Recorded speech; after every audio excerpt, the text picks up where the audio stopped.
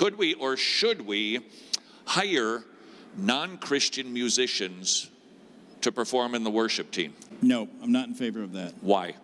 Well, because if the music is an expression of praise to God, and you've got someone on the platform usually, or next to the platform in the orchestra, playing music, and they have no concept of who God is or what worship means, it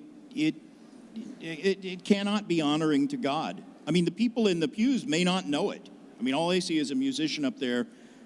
Let's say it's highbrow music even. He's playing a violin. He's doing it with excellence and skill, and they think that's wonderful, that's beautiful, and it may even move them, in a positive way.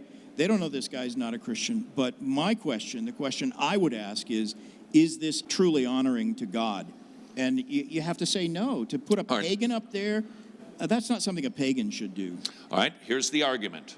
But we want to offer excellence up to the Lord, and we just don't have anybody in the congregation who plays drums. This guy can come in for a fee and really kick it and help facilitate worship.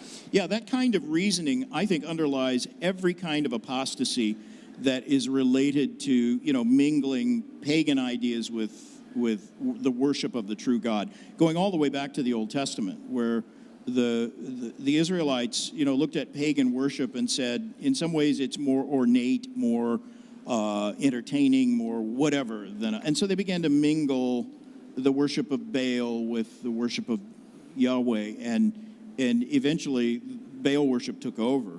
That's what happens. That's what has happened in the mainstream denominations as they've gone liberal. They look around and say, well, in some ways the world is doing this better than we are. And you can make that argument. It is a legitimate argument that there are worldly musicians who are more skilled than some of the Christian musicians. I think probably you take most of the musical instruments and find the best performer in the world and single him out, and you don't assume most of them would be Christians. It's a little country church.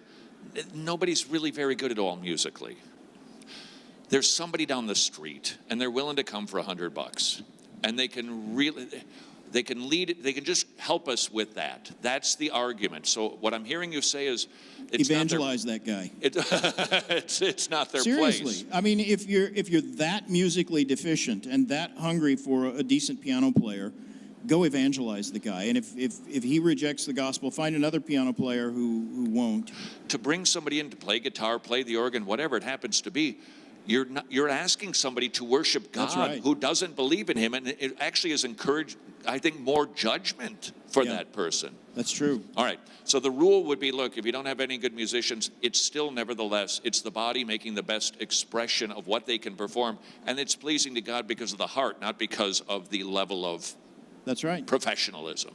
All right. That's right, and I do think that churches should use the best musicians if they're going to have soloists sing and pianists play and stuff like that. Get the person who is most skilled from the congregation. And don't put up someone who's going to constantly be hitting clinkers on the piano, because that distracts and disrupts the worship. It doesn't honor God either. So you want to get the best musicians, but to go outside the church and hire pagans to do it is to say, we don't really care about the purity of our worship.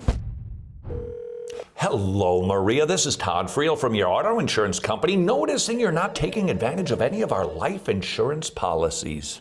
Really? Oh, really? You're not afraid to die? That's funny. Listen to this clip from Paul Washer.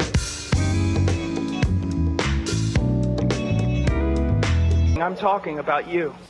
So what do you think of that, Maria?